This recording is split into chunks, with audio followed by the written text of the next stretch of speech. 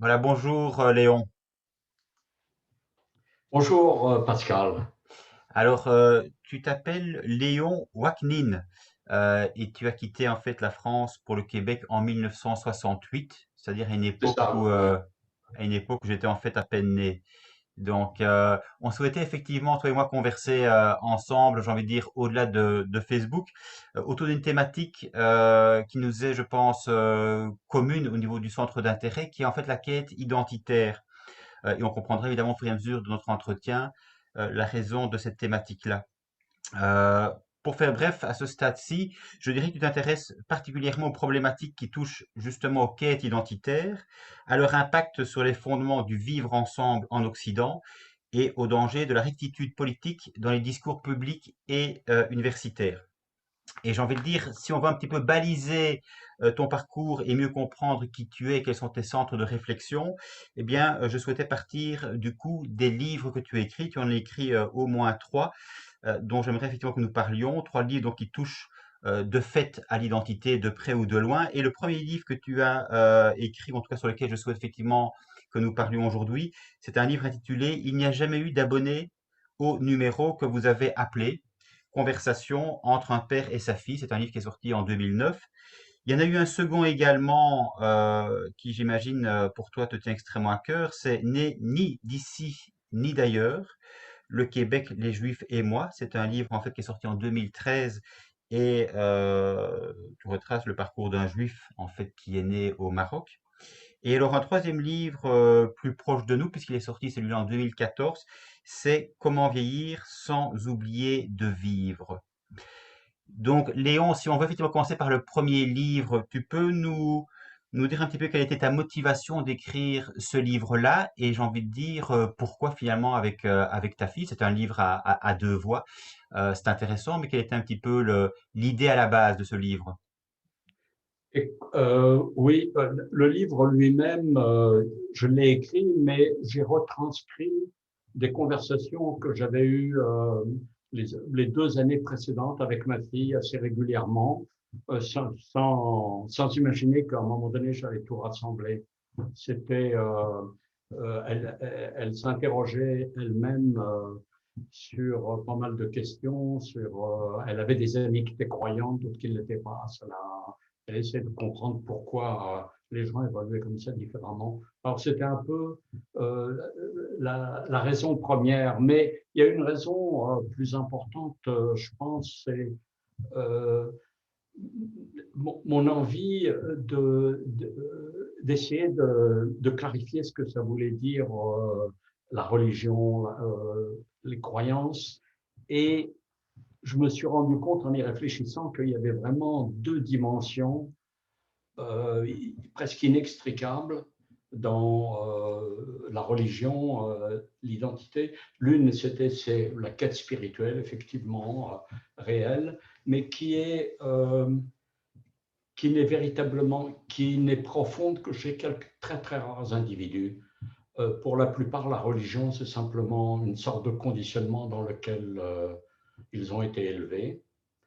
Et donc, c'était à partir de là, j'ai voulu analyser le lien qui pouvait exister entre une véritable, disons, quête spirituelle, qui, à mon avis, pendant très longtemps, je n'arrivais pas très bien à comprendre ce que voulait dire le mot spiritualité. Hmm. Non pas faute, j'ai lu et autres, c'était pas faute d'avoir lu, mais les gens y mettaient tellement de sens différents que je me suis un peu plongé là-dedans et je l'ai réduit essentiellement à une quête de sens. C'est ça. C'est-à-dire, qu'est-ce qui. Donc, c'était un peu l'origine de ce livre. C'était en même temps pour reproduire les discussions que j'avais eues avec ma fille, premièrement, et deuxièmement, pour essayer d'éclairer, ou si tu veux, pas d'éclairer, mais de mettre sur papier mes réflexions personnelles euh, sur ce que ça signifiait vraiment que de croire et ce que pouvait bien signifier la religion. C'est ça. Ça, C'est un c'était. livre. Euh, et maintenant, plus profondément, je me suis rendu compte depuis que j'étais assez jeune, j'ai j'ai été confronté en fait, à une quête identitaire, à savoir que, étant, comment dirais-je, en France, enfant, j'ai été confronté à des scènes assez récurrentes d'antisémitisme, mais pas violent ni quoi que ce soit. C'était euh, au détour d'une conversation ou autre, et sans que, évidemment, quand j'étais jeune, sans trop vraiment saisir ce qu'il y avait de beaucoup plus profond qu'une simple réaction de vague hostilité. C'est ça.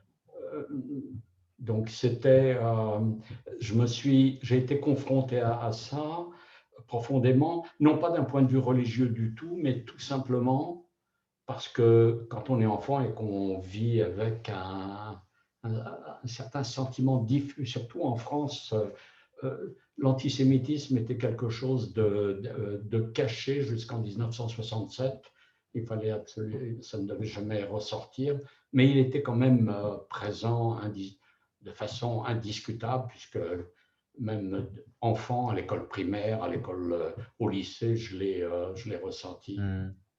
Et Et ça c- n'avait évidemment, clairement, ça n'avait rien à voir avec une croyance quelconque, avec une dimension spirituelle. C'était un constituant culturel. c'est ça. Et ça, c'est une question effectivement qui t'interroge beaucoup. Mais si on va en revenir un instant à ton premier livre, justement, autour de la religion ou des religions au sens large. En fait, le quatrième de couverture est extrêmement, je dirais, clair par rapport au contenu. Je le lis, il dit ceci, en fait, le monde contemporain connaît un autre paradoxe. D'un côté, on assiste à un retour des religions, principalement l'islam, sur la scène mondiale. Sur la scène mondiale. De l'autre côté, pratiquement pour l'ensemble de la planète, Dieu n'est plus le méta-récit du monde. Cette charge est maintenant entre les mains de la science. Malgré cela, les religions continuent obstinément à fabriquer un cocktail explosif en mariant révélation divine et marquage identitaire. Le prix à payer est lourd, trop lourd. C'est sur ces thèmes qu'un père et sa fille effectivement ont conversé donc durant 2 ans et qui livrent aujourd'hui leurs réflexions. Évidemment, quand j'ai lu ce livre, moi à l'époque, quand tu me l'as communiqué, bon, ce livre date de 2009, mais on a l'impression effectivement que le, que les difficultés de s'entendre finalement, en particulier effectivement avec la place de l'islam dans nos sociétés occidentales sécularisées, cette difficulté ne fait que s'accroître finalement. On parle évidemment beaucoup de la question forcément de la laïcité et du blasphème, le relativisme culturel de la gauche, la burqa, le niqab, les accommodements raisonnables. Bref, la place de l'islam dans nos sociétés démocratiques sécularisées pose problème. Donc tu as l'impression, toi, finalement, que ce que tu écrivais avec ta fille, c'est toujours d'actualité. Euh, Tu peux me répéter ta question? J'ai pas bien Oui, entendu. ce que tu écris finalement avec ta fille par rapport à la religion, au questionnement, finalement, tout ce questionnement qui remonte à il y a déjà une dizaine d'années, finalement, il est toujours autant d'actualité et en particulier avec la place de l'islam au sein de nos sociétés et les tensions que ça peut générer. Oui, à mon avis, il est toujours là. Au début, j'ai cru pendant longtemps que ça allait être un phénomène qui allait se dissiper devant l'évidence scientifique. On n'a qu'à voir juste ce qui se passe lorsque les gens sont malades. Ils s'adressent de moins en moins aux prêtres, aux rabbins ou à l'imam. Je parle dans les sociétés occidentales, je ne sais pas, dans d'autres pays ça peut être un peu différent, mais ils pensent d'abord à aller voir un médecin ou Hmm. autre. Et à mon avis, cette pratique montre presque à l'évidence que les gens ne croient plus dans la prière ou autre. Je veux dire, ça fait partie d'un rituel, mais je ne crois pas que les gens y croient vraiment. Dans les cas désespérés, il y a des comportements un peu différents et anormaux qui s'installent, c'est-à-dire lorsqu'un parent va perdre son enfant, évidemment, et qu'il n'y a plus rien à faire, il commence à divaguer, ce qui est très compréhensible, mais il sort de la réflexion proprement dit, il sort de l'examen objectif des faits pour demander un miracle, c'est-à-dire pour... et Donc au début, moi j'ai pensé que c'était un phénomène transitoire et puis je me suis rendu compte que non. C'est-à-dire que, et pour des raisons scientifiques d'ailleurs, au niveau, si on aborde, si on examine l'homme et la société d'un point de vue de la biologie évolutionniste, on se rend compte que il y a un besoin qui est indéracinable chez l'homme, c'est de voir c'est de la capacité d'examiner des patterns dans l'environnement, des sortes de significations, mais également bien souvent à plaquer des significations là où il n'y en a pas. Mm. Évidemment, c'est en gros ce qui s'est passé, même au niveau mythologique, Moïse qui rencontre Dieu sur le mont Sinaï ou un autre qui entend des voix qui lui dictent d'écrire un, un livre, le Coran. Enfin bref, toutes ces choses-là montrent qu'il y a un besoin de plaquer des significations sur des choses là où il n'y en a pas. Euh, et Et j'ai perdu l'optimisme que j'avais avant en disant, bon, peu à peu, la religion va s'effacer devant la puissance de la science, les faits, mais je crois que j'ai perdu cet espoir. Mm. C'est-à-dire il y a un besoin qui est presque incoercible. Comme disait Julia Festival, l'incroyable besoin de croire. Il y a un besoin de croire qui est difficile à éliminer. Et donc, j'ai essayé de comprendre ce besoin de croire et je me suis et à mon avis, il est également lié au fait qu'une croyance partagée crée une sorte de fraternité. C'est-à-dire, les gens se rassemblent et il y a comme une fraternité, c'est-à-dire, d'ailleurs, le mot religion, c'était relier des gens ensemble, faire qu'ils s'assemblent. Et ça, ce besoin, c'est un besoin d'enracinement qui est, à mon avis, indestructible. À partir de là, j'en suis arrivé à la conclusion qu'on n'arriverait pas à créer une société universelle, vraiment, ou pas avant très très longtemps. Mm. Parce on a absolument besoin de recréer des groupes, des petits groupes. Et, euh, et ça, c'est basé également sur la biologie et, évolutionniste. En particulier, il y a un primatologue, Dunbar, de l'Université d'Oxford, euh, qui a étudié en particulier les grands singes. Il a montré que le niveau de socialisation augmentait avec l'encéphalisation. C'est-à-dire, plus l'encéphale, le cerveau est important, plus le besoin, la capacité de socialisation s'accroissait, c'est-à-dire d'échange. Et il en est arrivé pour l'homme à identifier le fait que sa capacité d'interaction était en moyenne, allait jusqu'à 150 personnes. Au-delà, la dimension affective, de rapport affectif disparaissait et ça devenait symbolique. Mais il y a un besoin presque irrépressible de toujours pouvoir maintenir un, comment dirais-je, une socialité qui, où il y avait une charge affective qui ne pouvait pas dépasser 100 à 150 Mm. personnes, enfin, d'après ces théories. Ben, c'est vrai que la religion aussi, Léon, évidemment, c'est une façon de donner un sens à une vie dont le sens précisément nous échappe en grande partie à partir du moment où on est sans comprendre effectivement finalement d'où on vient à l'origine et en sachant effectivement que le laps de temps sur Terre est extrêmement court finalement si on prend évidemment l'échelle de l'humanité. Il y a aussi un besoin évidemment de donner un sens à ça et de se dire que la vie, quelque part, elle n'est pas là pour mourir définitivement. Et donc les religions, évidemment, remplissent quelque part un vide. Et, oui, c'est par exemple, effectivement, moi, je suis passé à travers des phases. Je n'ai jamais cru en Dieu. J'ai eu cette chance. Ça n'a jamais été un problème pour moi. Il était évident que cette conception était complètement irrationnelle pour moi et avait une signification uniquement culturelle. Hmm. Mais de là, comme beaucoup de jeunes à l'époque en France en particulier, j'avais une conception totalement universaliste de l'être humain. Il ne devait y avoir aucune distinction.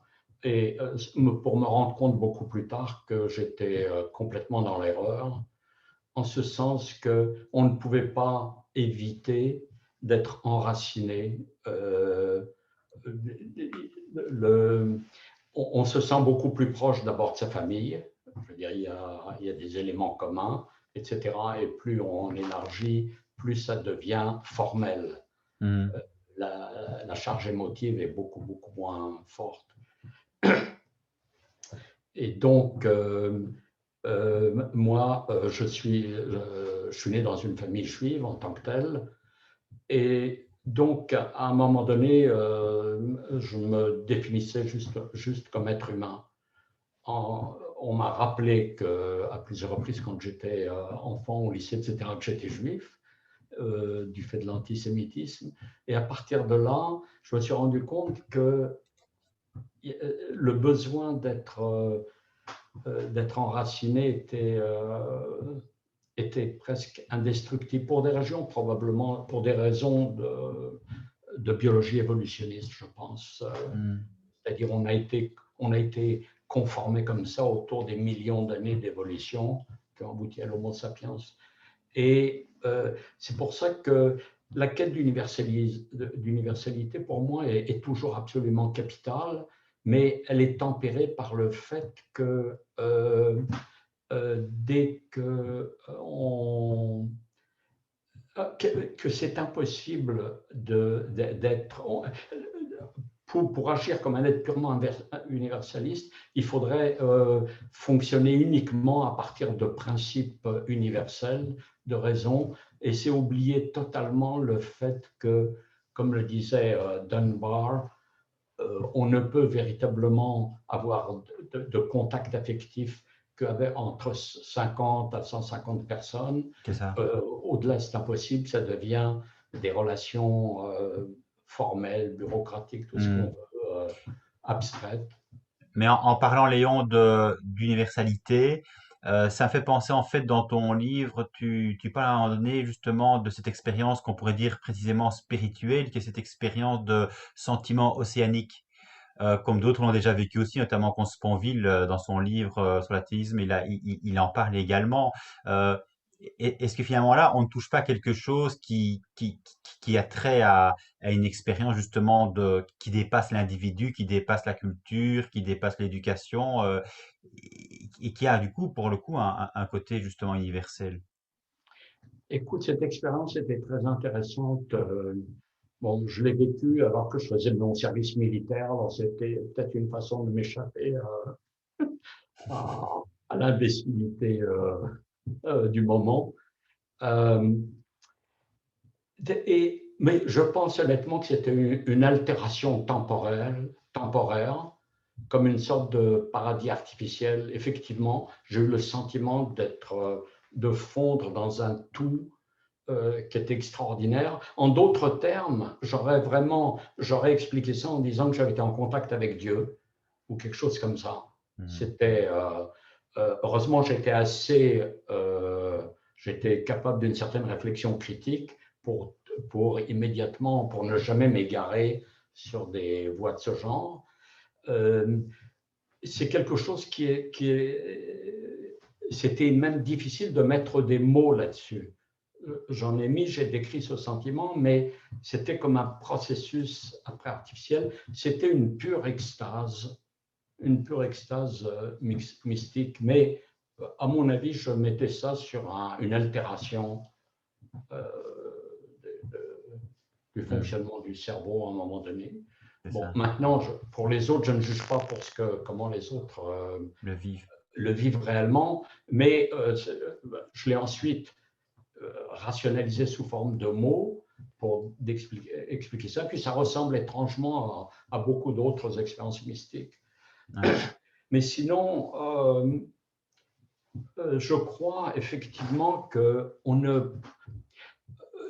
pour en revenir à la notion de sens de la vie ou de quête de sens, euh, enfin, je conçois difficilement qu'une quête de sens soit centrée uniquement sur soi-même. J'ai comme l'impression que c'est trop étroit. Et une quête de sens qu'on réalise complètement, si on a totalement atteint le sens, on est satisfait totalement du sens, il n'y a plus rien à rechercher. Pour moi, la quête de sens vise nécessairement à aller au-delà de ce qu'on peut désirer soi-même. C'est pour ça que je peux concevoir une quête de sens comme travailler à établir une paix universelle entre les hommes. C'est quasiment inatteignable. Et donc, on est toujours à ce moment-là en mouvement vers quelque chose qui est plus grand que soi. Mm. C'est une forme, peut-être la quête de sens, c'est une forme de sortir de l'égoïsme individuel, d'être centré sur l'ego pour tenter d'atteindre un niveau supérieur qui, pour moi, à ce stade-ci, c'est essayer d'alléger la souffrance, des gens au maximum, en sachant en même temps, de façon assez contradictoire, la souffrance est peut-être indispensable à, à l'homme, et qu'elle est peut-être nécessaire, ce qui fait que je n'ai absolument, je suis arrivé à la conclusion que ça serait complètement imbécile de ma part de faire la promotion de ce que je dis, parce que j'y vois beaucoup de contradictions internes également. Mais effectivement, pour moi, il ne peut y avoir de sens que vers quelque chose qui est nettement au-delà de soi. Mm. Euh, et j'aime pas ces mots-là, mais on vise une forme de transcendance, c'est-à-dire de quelque chose qui est beaucoup plus important. L'erreur, évidemment, enfin de mon point de vue, c'est de s'imaginer une transcendance comme une transcendance divine ou quelque chose comme ça. Et à mon avis, c'est un égarement qui mène à la folie, au désastre et au malheur. Mm. Donc, Parce que en fait, d'abord, on a des exemples, on le voit constamment autour de nous. Partout, les religions sont fortes. On aboutit je pense, à un état d'horreur, puisque, par définition, les gens qui croient pensent qu'ils disposent d'une vérité absolue. mm. Donc toi, en fait, Léon, en deux mots, si je dois résumer, quelque part, après la mort, pour toi, il n'y a plus rien. Ah ben pour moi, clairement, il n'y a absolument rien, oui. Euh, pour le dire crûment, nous sommes une machine biologique extrêmement sophistiquée, euh, d'une très très grande complexité. Je ne suis pas sûr qu'on sera absolument capable de comprendre même ce que signifie la conscience. L'intelligence, oui, on va être capable de maîtriser ça, même de comprendre profondément ce que veut dire l'intelligence de façon opérationnelle, pourquoi un assemblage de neurones est capable de comprendre, d'interpréter, etc. Et, et même de développer des capacités de prédiction.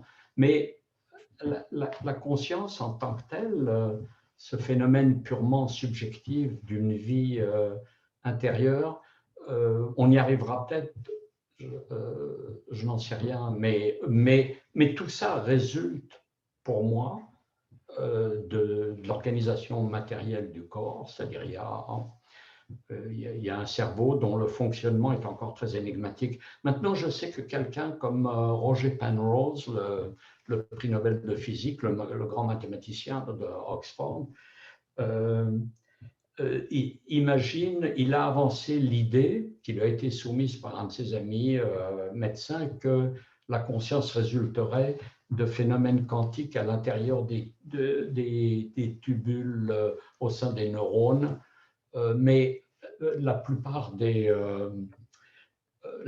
scientifiques rejettent ce type Mm. d'explication. Mm. Donc, à ce stade-ci, je pense qu'évidemment, il n'y a absolument rien après la mort. Mm. Encore qu'il y a une blague que je trouve intéressante, il y a deux personnes qui se parlent, deux vieilles personnes. Il y en a une qui demande à l'autre, est-ce que tu penses que c'est bien la vie après la mort? Et l'autre répond, bah, ça dépend de la mort de qui.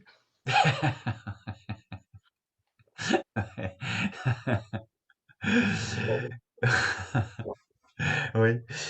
Et aussi, si on veut, à un moment maintenant, parler de ton second livre, qui est aussi justement quelque part, qui a trait, on le disait d'entrée de jeu aussi, à une quête identitaire.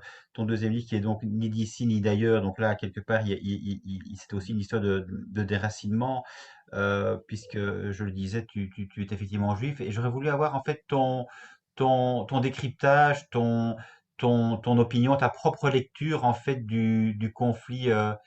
Israélo-palestinien avec ce qui s'est passé évidemment tout récemment, et ça déclenche évidemment toujours j'ai envie de dire un petit peu une hystérie d'un côté comme de l'autre, et finalement il est extrêmement compliqué d'y voir clair. Toi, l'origine même en fait de ce conflit qui perdure maintenant, et on se demande si ça prendra jamais fin un jour, mais l'origine du conflit, tu la vois où toi?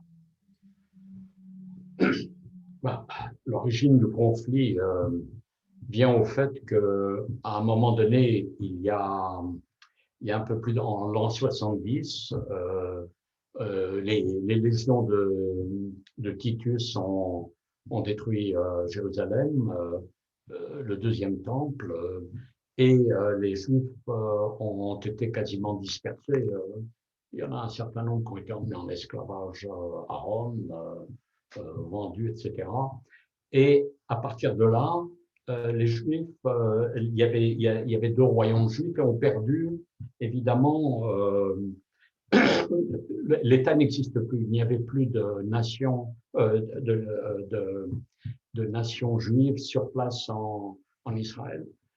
Les Juifs ensuite se sont dispersés, mais il y en a toujours une partie qui sont restés là-bas au cours des temps.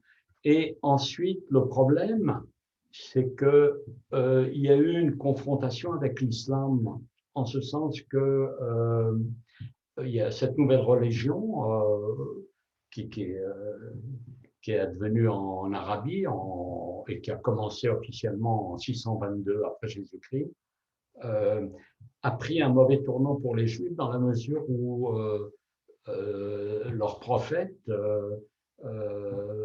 Mohamed, a voulu d'abord à penser convertir les Juifs, puisqu'il s'est beaucoup inspiré de la Torah dans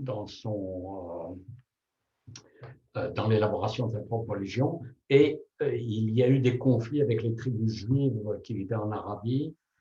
Il a réussi à les exterminer. Et comme comme les Juifs l'ont refusé comme prophète, il en a conçu comment dirais-je, une détestation très particulière. Bon, à partir de l'autre élément, c'est que l'islam est essentiellement une religion conquérante et qui s'impose par le fil de l'épée ou du sabre. Euh, et ils ont, à partir plus ou moins du 7e siècle, ils ont contrôlé le Moyen-Orient et en particulier la Palestine, sauf pendant l'intermède des croisés, pendant un bout de temps. Mais ensuite, ça a toujours été contrôlé par l'islam, par différents conquérants islamistes. Et en islam, une terre conquise par l'islam, théoriquement, ne peut plus redevenir non islamique. C'est quelque chose d'inacceptable. D'ailleurs, lorsque je travaillais sur ma thèse, mon directeur de thèse, qui était un orientaliste assez connu, disait, puis ça a été souligné par beaucoup d'autres, que la perte de l'Espagne, par exemple, est toujours une blessure vive chez les islamistes. Et Oussama Ben Laden, par exemple, avait dit à plusieurs reprises qu'il fallait que l'islam revienne dans le giron musulman, puisque c'était intolérable qu'une fois conquis, un territoire rejette l'islam. Alors pour Israël, pour la Palestine, c'est exactement ça. Ce qui est intolérable pour les Arabes là-bas, c'est qu'il y a un territoire qui leur échappe, qui échappe à l'islam en tant que tel. Le peuple palestinien en tant que tel n'existe que depuis 4 décennies peut-être. C'est une création purement artificielle, mais maintenant il existe en tant que tel à cause de toutes les épreuves. Donc il y a le conflit actuellement et à mon avis, je vois mal comment il peut être résolu. Honnêtement, je n'arrive pas à voir parce qu'il y a un refus absolu dans la conscience musulmane, enfin dans l'islam. Il y a un refus absolu de l'altérité de l'autre. Ils le disent bien, le but, c'est d'obliger le monde entier à s'islamiser, c'est ça plus ou moins, ou la mort ou la mise en état de dimitude. Donc je vois mal comment ça va je vois pas comment ça peut se résoudre, honnêtement. C'est terrifiant comme conflit. C'est terrifiant. C'est affreux en même temps. C'est comme quelque chose qui perdure. Ce qui est surprenant, c'est que c'est l'espèce de fascination, d'obsession de l'Occident à être concentré sur cette partie-là. Ça résulte évidemment d'un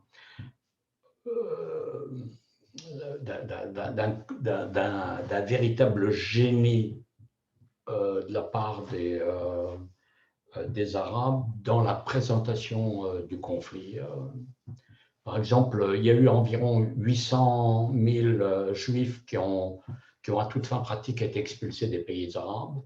Il n'y a pratiquement plus de juifs dans les pays arabes. Au Maroc, il y en a peut-être encore 2000 et encore. Et puis partout, ils disparaissent. Et ces réfugiés-là, je veux dire, on n'en parle jamais. Tout simplement parce que ce n'est pas dans l'esprit, dans la culture juive que de rester toujours dans un état quasiment pitoyable, comme ce qui se passe à Gaza, où le seul objectif, c'est la volonté d'éradication totale d'Israël. Les 800 000 juifs des pays arabes se sont installés en Israël, en France, aux États-Unis, etc. et ont décidé de vivre et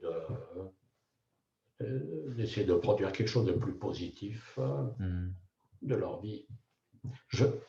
Je trouve ça vraiment déchirant, ce conflit, parce que je n'en vois pas l'issue. Israël est le seul État au monde dont on nie la légitimité. À mon avis, sa politique peut être parfaitement critiquable, mais je ne connais pas d'autre État dont on nie le droit à l'existence. il y a des peuples sans État actuellement, comme par exemple les Kurdes, qui sont éclatés entre cinq ou six pays arabes qui refusent obstinément et absolument de leur reconnaître la possibilité d'un État. Qui vivent dispersés, mais en tant que tel, il n'y a pas d'État kurde. Ça avait été promis par les Européens, entre parenthèses, à un moment donné. Et puis évidemment, ils ont laissé tomber quand euh, la politique pétrolière les a amenés à faire d'autres choix. Tu parlais tout à l'heure, Léon, de l'islam intrinsèquement conquérant, mais on peut évidemment, entre guillemets, comprendre que certaines sociétés soient effectivement intrinsèquement, je veux dire, islamiques, et donc ce sont des théocraties. Mais comment expliquer que malgré l'histoire que tout un chacun peut effectivement voir, comment expliquer en fait cette cécité justement de nos propres sociétés, j'ai envie de dire, occidentales, démocratiques, sécularisées, qui n'ont pas l'air de voir le problème, qui au contraire, quand certains osent soulever le problème, sont traités de racistes, d'islamophobes. Enfin, tu connais évidemment le Québec mieux que moi, mais je suis également cette problématique avec la loi 21. On a évidemment les mêmes problèmes en France, en Belgique et dans d'autres pays d'Europe, où il y a une sorte de on a beau avoir des lanceurs d'alerte, quelque part, on laisse faire, quoi. Donc, j'ai envie de dire, entre guillemets, l'invasion, elle est du coup perfide, elle est souterraine, hein. Bon, l'islam politique, évidemment, c'est pas évidemment le djihadisme, le salafisme. Mais bon, on voit bien évidemment qu'on utilise nos propres démocraties, nos propres lois pour justement, quelque part, mettre en place quelque chose qui est absolument liberticide pour le coup.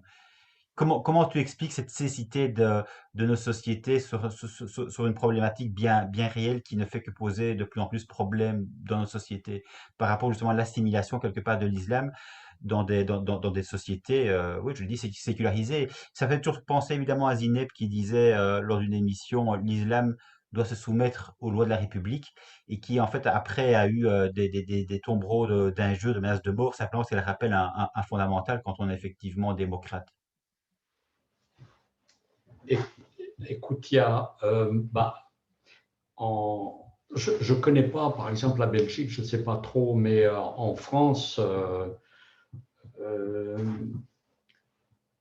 en gros, si j'ai bien compris ta question là,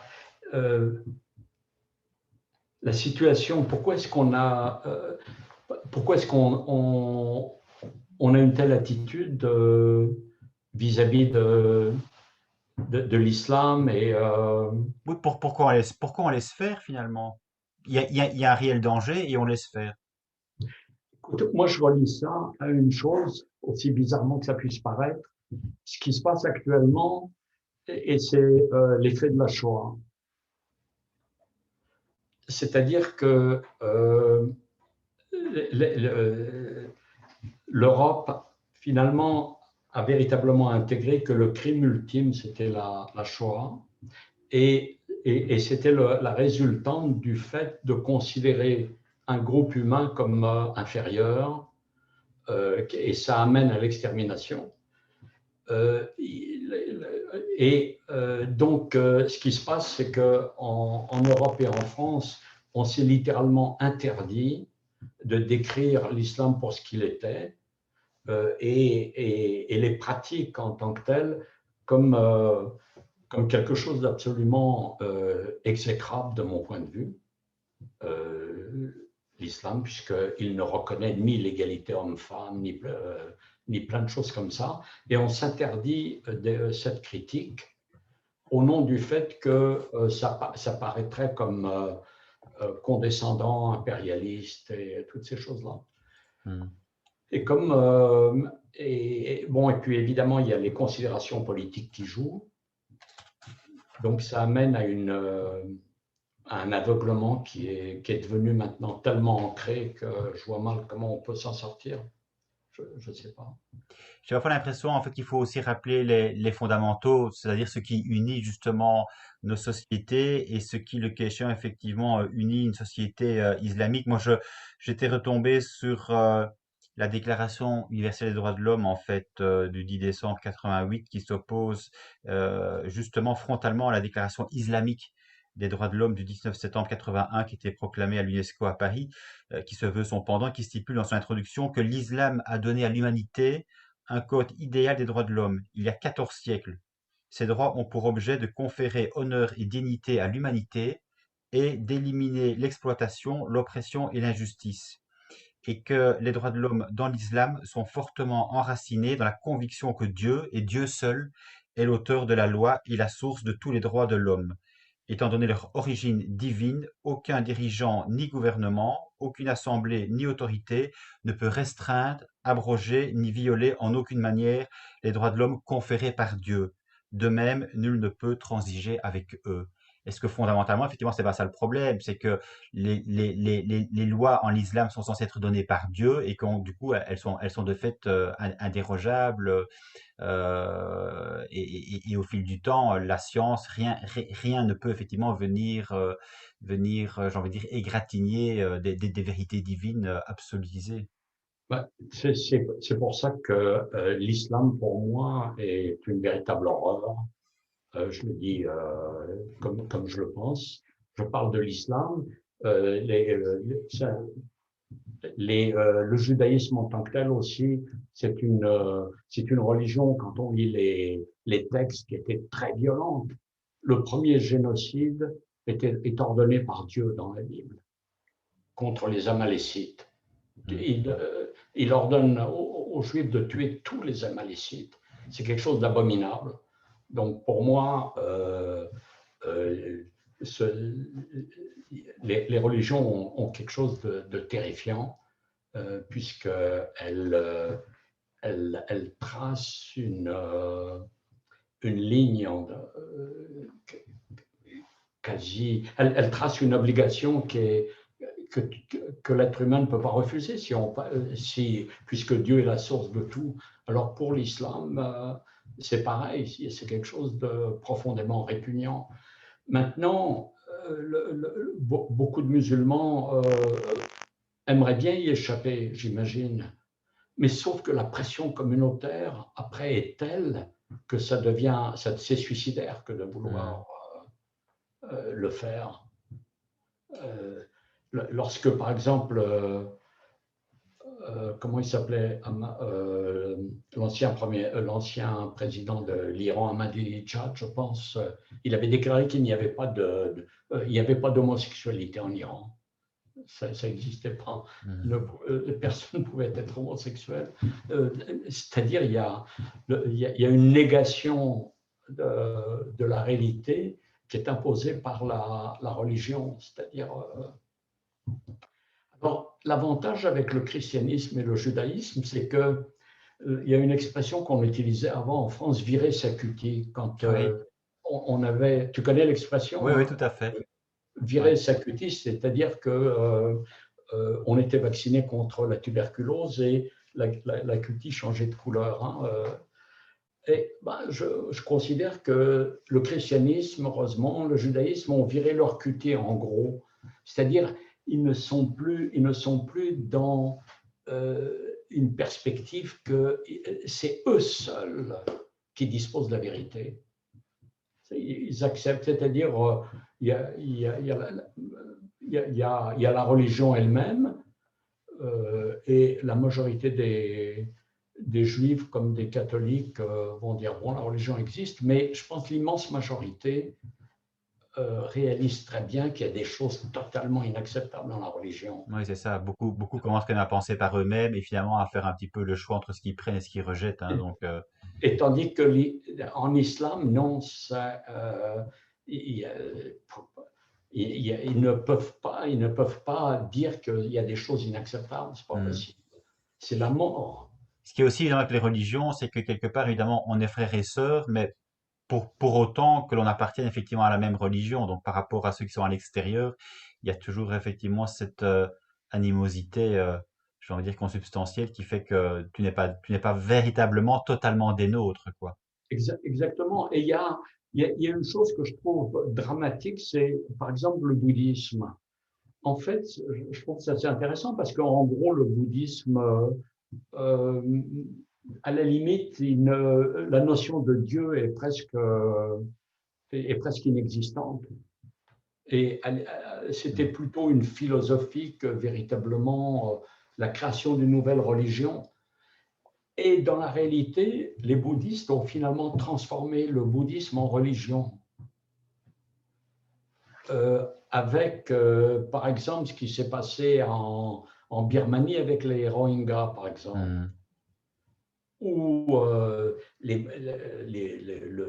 moines bouddhistes ne se sont absolument pas opposés vraiment à quelque chose qui était. Il y a eu des massacres et Mm. il y a eu une expulsion de 740 000 Rohingyas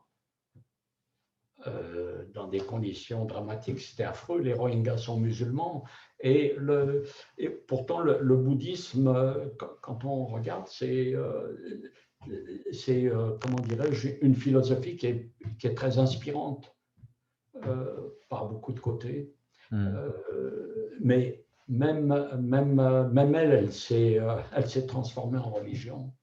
Donc, je, En idéologie, quoi, quelque part. Mais tu as l'impression, Léon, que l'on peut, ça c'est quand même souvent un distinguo que certains souhaitent faire, mais je souhaitais avoir ton opinion aussi là-dessus. Est-ce que tu penses qu'il faut distinguer l'islam de l'islamisme, ou bien qu'en réalité l'islamisme trouve simplement sa source dans l'islam et qu'il n'y a pas, il y a pas réellement un distinguo à faire? moi, personnellement, je pense que c'est impossible de faire le distinguo, la distinction. Parce que l'islamisme est tout simplement l'islam en action. Euh, C'est-à-dire, c'est une orthopraxie et la distinction, on ne peut pas la faire parce que l'islam n'a pas viré sa cutie. Hmm. Je veux dire, ceux qui ont essayé se sont fait massacrer. À un moment donné, il y a eu un moment où l'islam aurait pu plus ou moins basculer. Il y a eu Atatürk Hmm. qui a intervenu et il y a eu également le mouvement nationaliste arabe, par exemple avec Nasser ou d'autres, qui fondamentalement étaient essentiellement, enfin, ils étaient laïcs plutôt, ce n'étaient pas des religieux. Euh, et c'est affreux comme j'ai avancé l'hypothèse quelquefois, une espèce d'histoire fiction. Je me dis, si en 1967, Nasser avait écrasé Israël et l'avait éliminé, éradiqué complètement, euh, les masses arabes auraient eu le sentiment que le nationalisme basé sur euh, une volonté laïque, etc., et puis permettait d'accomplir de grandes victoires, ils ne se seraient peut-être pas tournés vers la version wahhabite de l'islam. Mais ça, c'est comme de la science-fiction presque. Ouais. Non, je pense qu'on ne peut pas faire actuellement de distinction entre l'islam et l'islamisme. Ça ne veut pas dire pour ça que tous les musulmans, ça ne veut absolument pas dire que tous les musulmans euh, adopteraient ces pratiques-là, pas du tout, mais la pression communautaire est telle que c'est très difficile d'y échapper. Par exemple, en France, je ne sais pas combien il y a, combien de musulmans, de millions de musulmans il y a en France exactement, mais lorsqu'il y a eu lorsqu'il y a des atrocités comme celles qui sont commises régulièrement dans les pays musulmans, on ne les voit jamais descendre en masse dans la rue pour protester, jamais. Par contre, dès qu'il y a une critique contre l'islam ou même à chaque fois qu'il y a un attentat en France contre commis par des islamistes, aussitôt il y a des manifestations pour lutter contre l'islamophobie. C'est-à-dire, plus on tue, plus il y a de manifestations. Hmm. Euh, non, je ne crois pas. Malheureusement, je crois que l'islam est un sérieux problème pour le monde. et pour l'Occident en particulier. L'Occident qui, en Europe, a comme perdu l'idée de sa propre identité. Et c'est là, ça touche un peu à ce que j'en reviens, c'est que peu à peu, ce qui avait émergé en Occident, c'était une conception universaliste de l'homme. Et le prix à payer, mais ça exigeait comme une déperdition de soi, de son identité. Oui. Et, le prix à payer, c'est ce qui se passe actuellement, en tout cas en France. Mais il y a des lanceurs d'alerte évidemment aussi qui ne cessent j'ai envie de dire, depuis leur pays, notamment l'Algérie, de nous prévenir de ce qui se passe, de ce qui se passe chez nous, hein, notamment Kamel Daoud, ou Boualem Sansal. Et je ne sais pas si tu la connais également, Shador Javan, qui est en fait une Iranienne qui s'est réfugiée en France. J'écoutais avec intérêt un entretien ce matin où elle parlait de son dernier livre, Ces êtres sans pénis, c'est-à-dire évidemment ces femmes. Et effectivement, elle est une femme et dans sa chair et dans son esprit, elle a effectivement vécu ce qu'était de vivre et de grandir sous le joug islamique. Et donc, le simple fait d'être une femme, évidemment, te prive de droits qui ne sont que réservés aux hommes en islam. Et elle a notamment écrit également avant un livre que je conseille à ceux qui sont intéressés par la question. Elle a notamment écrit un livre qui s'intitule Comment lutter efficacement contre l'idéologie islamique. Et avant ça, elle avait écrit encore un livre qui s'intitulait Bas les voiles. Donc, c'est quelqu'un, à mon sens, d'extrêmement convaincant et rigoureux dans sa manière, effectivement, de voir la manière dont l'islam fonctionne sur les esprits et finalement empêche chaque être humain de vivre librement. Et alors, un autre livre aussi que je trouve extrêmement bien fait, c'est un livre de Fatiha Agak Boudjala, que tu connais peut-être, je ne sais pas, c'est Le Grand Détournement. Et je pense que ça rejoint un petit peu ce que l'on disait également. Le quatrième de couverture dit notamment ceci: égalité, mais aussi laïcité et encore droit, justice.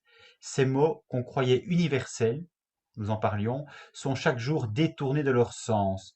Les responsables de cet assaut porté à la langue française, point d'interrogation, les communautaristes de toute obédience. C'est pour décrypter leur méthode que ce livre a été écrit. Donc ce sont des livres évidemment de réflexion et j'ai envie de dire du coup de déconditionnement salutaire. Oui, j'ai pas lu ce livre-là, mais j'ai lu quelques comptes rendus et je trouve c'est assez remarquable que ces femmes qui écrivent qui écrivent à partir de leur vécu et qui montrent à quel point pour survivre elles doivent littéralement échapper absolument, Hmm, sortir des pays où l'islam domine. hmm. Effectivement, elles n'ont pas d'autre choix. C'est impossible. Dans leur Oui, propre pays, elles se font massacrer ou réduire au silence. oui. Mais c'est pour ça Je, aussi évidemment que quand on parle de liberté du voile, du coup, je me dis que c'est de fait un détournement de sens, parce que la liberté, c'est justement sortir de sa communauté, de la soumission que l'éducation, la culture, la religion nous imposent un peu, beaucoup, énormément, hein. Donc voilà. Mais c'est souvent c'est souvent un long chemin, hein. Moi, ce que je vois, c'est une manipulation totale par, par un courant islamique. Par exemple, d'écrire la liberté du voile, la liberté d'être voilé, c'est c'est comme faire invoquer sa propre turpitude pour, euh, euh, pour exister. Le voile est un déni fondamental de l'égalité homme-femme. Il y a quelque chose d'absolument répugnant dans l'obligation Mhm. qui lui est associée. C'est, je suis, moi, ce qui m'écœure encore plus que tous les méfaits, le, le poison qu'est l'islam, finalement, pour moi, c'est la lâcheté absolue des, des politiciens, par exemple français en particulier, Mhm. une démission qui est terrifiante. et qui se paye d'abord par une violence permanente dans des tas de quartiers. Quand je vivais en France, j'ai quitté quand j'avais 26 ans. C'était par exemple dans les années 50 et 60, il n'y avait pas du tout cette peur de s'aventurer dans certains quartiers. J'habitais pas très loin de la ville de Saint-Denis et j'habitais à quelques kilomètres de Paris, mais c'était ça me traversait même pas l'idée d'avoir peur d'aller là-bas, Hmm, dans aucun endroit. hmm. C'est dingue, Oui, c'est absolument dingue. Et par exemple, je sais que dans le 93, il n'y a plus un seul juif dans une école publique dans le département de 93. Tous les juifs qui vont là-bas, les proviseurs ou les directeurs de collège leur disent pour votre propre sécurité, sortez. ouais. Et pour qu'un pays comme la France en arrive là, je trouve que c'est absolument Hmm, terrifiant. hmm. Le temps avance, Léon, mais je voulais quand même parler également de ton dernier livre sorti en 2014. Ça, c'est quand même une thématique aussi évidemment extrêmement importante sur toute la question du vieillissement. Et tu avais intitulé ce livre très joliment d'ailleurs, Comment vieillir sans oublier de vivre. Ah ben, Et donc j'ai envie de te poser la question, comment effectivement fais-tu, puisque ce livre, j'imagine, il parle de nouveau de ta propre expérience. oui, ben ça part surtout du fait que j'avais créé et dirigé l'Institut universitaire de gérontologie sociale du Québec Mhm. pendant plusieurs années. Donc, ça part des travaux de recherche et des expériences que j'avais développées pour, euh, pour identifier une démarche du bien vieillir autour de 6 facteurs spécifiques. En gros, euh, on ne pouvait, on ne peut agir que sur un élément pour bien vieillir, c'est sur ces facteurs, ces propres facteurs de risque, c'est-à-dire au niveau des comportements. Parce qu'on ne peut plus agir sur sa génétique, on ne peut pas agir euh, profondément sur, comment dirais-je, son éducation quand on a un certain âge, on est formé, etc. Il y a un seul élément où on peut agir, c'est tenter de contrôler ces comportements, les comportements à risque. Et à partir de là, euh, ouais, on avait identifié toute une approche Mhm. qui, euh, qui était intéressante. Donc, c'était pas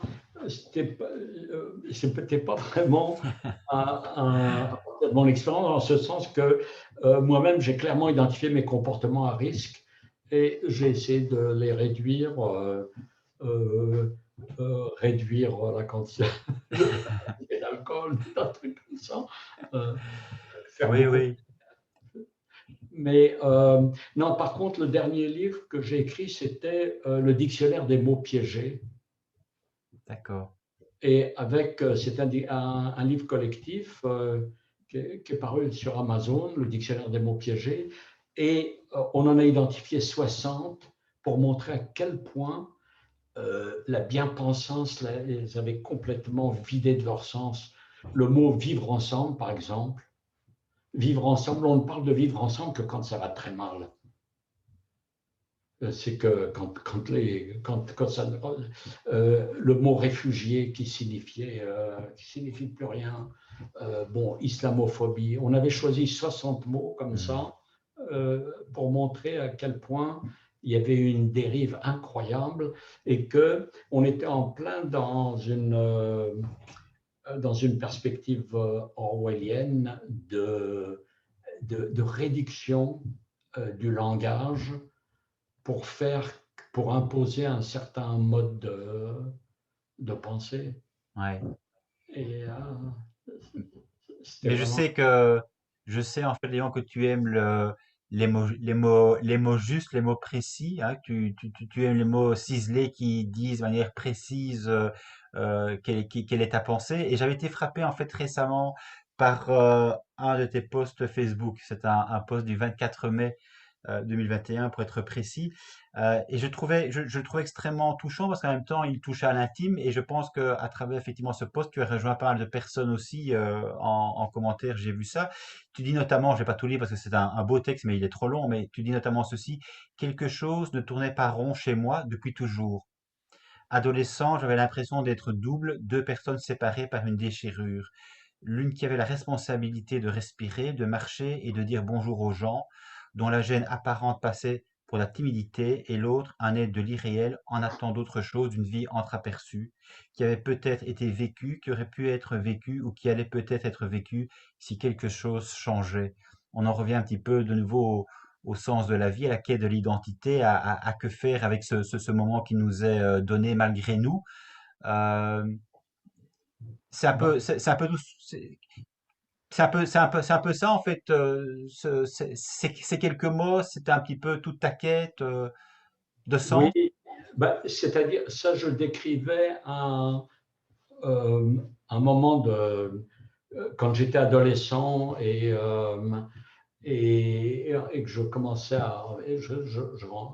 Je quittais l'adolescence et j'imagine que beaucoup de gens passent à travers un moment peut-être de souffrance existentielle sans trop comprendre pourquoi. Euh, mais c'est le fait que j'avais l'impression, moi, que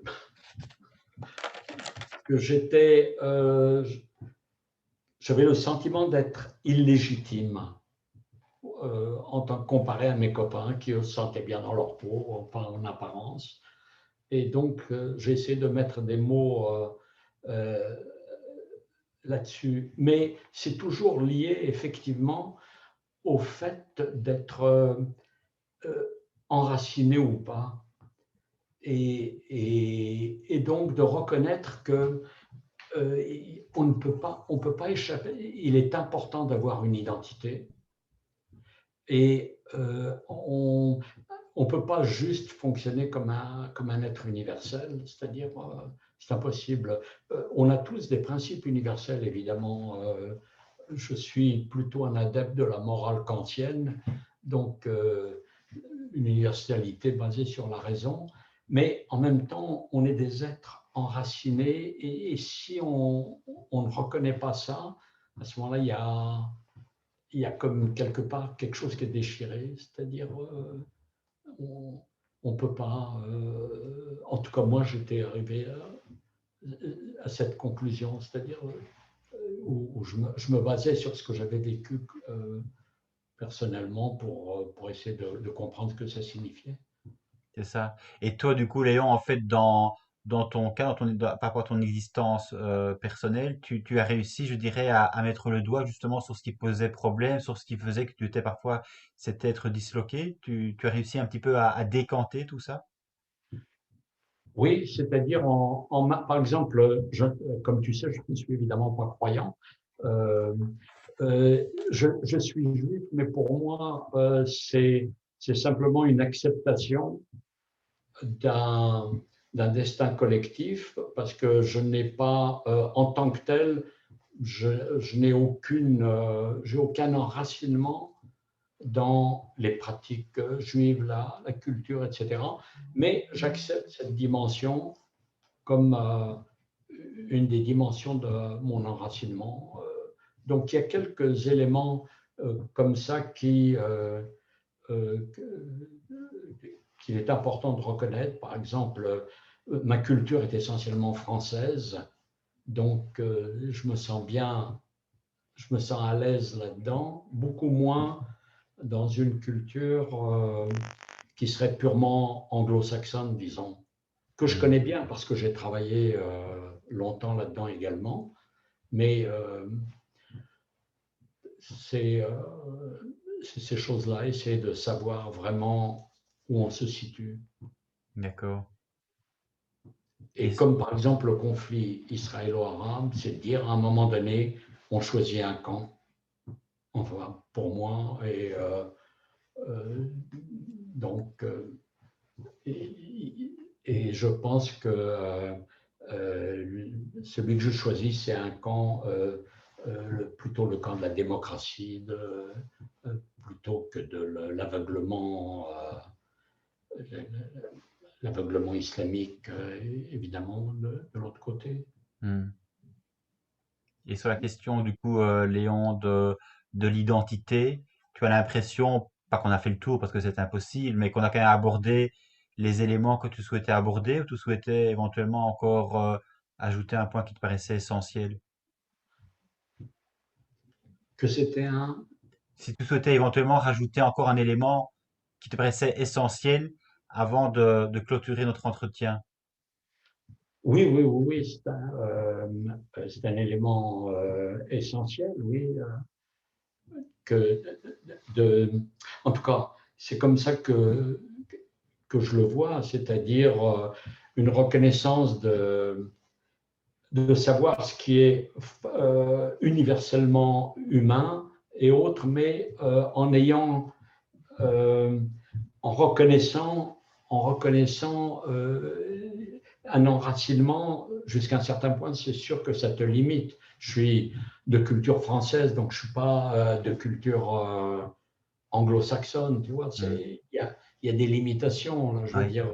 Je ne peux pas dire que je suis de toutes les cultures, c'est Non, c'est complètement. sûr. Mais je veux dire aussi ici, par rapport à notre entretien, tu as l'impression qu'on a fait le tour un petit peu de la question de l'identité.